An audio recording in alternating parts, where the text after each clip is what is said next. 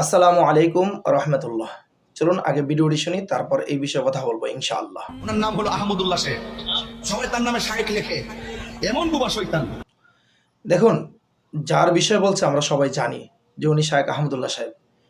শায়েখ আহমদুল্লাহ সাহেবরে পছন্দ করে না এমন কোনো লোক নাই, কিন্তু জনাব গিয়াসউদ্দিন তাহেরি সাহেব যেই বক্তব্য, যেই উদ্বুদ্ধ ধরনের আচরণটা উনি করলেন, উনি এখানে শায়েখ আহমদুল্লাহ সাহেবরে কি বললেন? বোবা শয়তান হিসেবে চিহ্নিত করলেন। আমি ওই ভিডিওটা পুরোটা শুনেছি। ওইটার মধ্যে সে ওই বক্তব্যের ভিতরে সে আরো অসংখ্য নোংরা এবং কিছু বাজে কথা সে কি করছে সেখানে উপস্থাপন করছে। সেই ভিডিওটা সম্পূর্ণ আপনাদের এখানে দেওয়ার সমীচীন মনে করতেছি না, অথবা আমাকে এখানে সমস্যা আছে এই জন্য দিতে পারলাম না। অবশ্যই ভিডিওটা সেটা দেখবেন ইনশাল্লাহ। আরেকটা বিষয় সেখানে কথা একটা শেষ করি, সেটা হচ্ছে যে শায়েখ আহমদুল্লাহ সাহেবকে পছন্দ করে না এমন কোনো লোক নাই। কারণ শায়েখ আহমদুল্লাহ সাহেব একজন বিনয়ী, একজন নম্র ভদ্র, একজন সুশীল সমাজের একজন একজন সম্মানিত, একজন গ্রহণযোগ্য একজন আলেম, যার ব্যাপারে এখন পর্যন্ত কোনো কোনো সমালোচনা বা কোনো ধরনের কথা এখন পর্যন্ত উঠে নাই।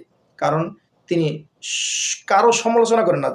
এখন পর্যন্ত উনি ওনার যতগুলো মাহফিল আমি দেখেছি বা শুনেছি, কোথাও কোনো মাহফিলের মধ্যে ওনাকে কাউকে এরকমভাবে আঘাত দিয়ে কথা বলতে, কারো গীবত করতে বা কারোর নামে বদনাম করতে বা কাউকে ছোট করে কথা বলতে আমি আর আজ এখন পর্যন্ত দেখিনি।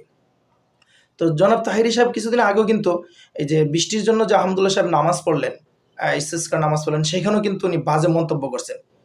আসলে কি জানেন? আসলে হচ্ছে ওনারা টাকার জন্য মাঠে ময়দানে কাজ করেন। কারণ কিছুদিন পরে পরে যদি একটা খোসা না দিয়ে, কিছুদিন পরে পরে যদি এরকমভাবে বাজে মন্তব্য না করে, যদি নিজেদেরকে পপুলার বা ভাইরাল না করতে হয়, তাহলে তো তাদের টাকার পয়সার মান কমে যায়, তারা তাদের পেট চলবে না, এই বিভিন্ন সমস্যা হইতে পারে। এখন দেখেন, বাংলাদেশের যতগুলো বড় বড় আলেম ওলামা আছে যারা ওয়াজ বিশেষ করে ময়দানে আহ, আল্লাহ রাব্বুল আলামিনের দ্বীনকে প্রচারের জন্য যারা কাজ করতেছেন, তাদেরকে দেখেন যে তারা কিন্তু সহজে কারণ আমি কি করে না এরকমভাবে কোনো কটু কথা বা বিভিন্ন ধরনের তাদের নামে বদনাম বা গীবত করে কিন্তু তারা তাদের মার্কেটটা জয় করে নেয়। আমি এই যে এই জায়গায় যদি বলি, তাহলে দেখবেন যে অবশ্যই আরিফ বিন হাবিব সাহেব আছেন, মুফতি আরিফ বিন হাবিব সাহেব।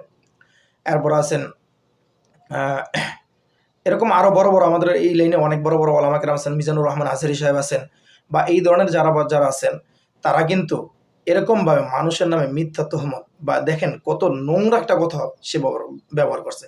শুধু এতটুকু বলেন যে শায়েখ আহমদুল্লাহ সাহেবের পায়ের সমান গিয়াসউদ্দিন তাহারি কখন হবে?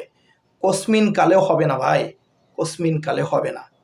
এই জন্য দেখেন, এটা যদি সোশ্যাল মিডিয়াতে না বলতাম, তাহলে তাহের হিসাবের ব্যাপারে আমি আরো বেশি মুখ খুলে বলতে পারতাম, যেটা উনি ডাইরেক্টলি বিভিন্ন ময়দানে বলেন। আমরাও কিন্তু বলতে পারি, কিন্তু ভাই আমরা বলি না কেন? কারণ আমাদের মুখ আটকানো আছে। আমরা চাইলে একজন মানুষের নামে বদনাম বা একজন মানুষের নামে খারাপ কিছু বলতে পারি না ভাই।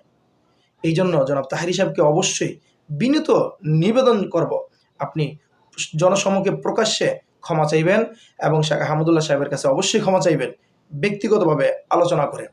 আর না হয় আপনারা যে সমস্ত যে আলোচনাগুলো করেন, একবার কি তাদের কমেন্ট বক্সগুলো চেক করেন? যে এই জায়গার মধ্যে আলোচনাটা আপনারা আপলোড করলেন, ওই জায়গার ওই ভিডিওর যে কমেন্ট বক্সগুলো আছে, সেই কমেন্ট বক্সগুলো অবশ্যই চেক করবেন। মানুষ আপনাদেরকে কিভাবে থুথু নিক্ষেপ করতেছে, মানুষ আপনাদেরকে কিভাবে নিতেছে, সেটা আপনি অবশ্যই টের পাবেন। এই জন্য ভাই,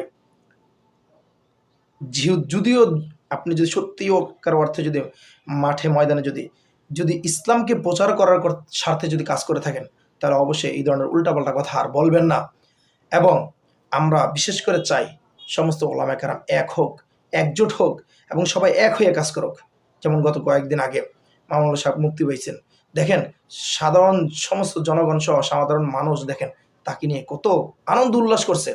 ভাই, আপনিও যদি এরকম কোনো বিপদে পড়েন, ইনশাল্লাহ আপনাকেও মানুষ সাপোর্ট করবে। আর যদি এরকম পিছনে আঙ্গুল দেওয়ার অভ্যাস থাকে, তাহলে কিন্তু আপনাকে জনগণ প্রত্যাখ্যান করবে। ওমা তাওফিক ইল্লা বিল্লাহ ও আখির দাওয়ানা আলহামদুলিল্লাহি রাব্বিল আলামিন। দেখা হবে অন্য কোনো ভিডিওতে। সে পর্যন্ত ভালো থাকবেন, সুস্থ থাকবেন। আল্লাহ হাফিজ।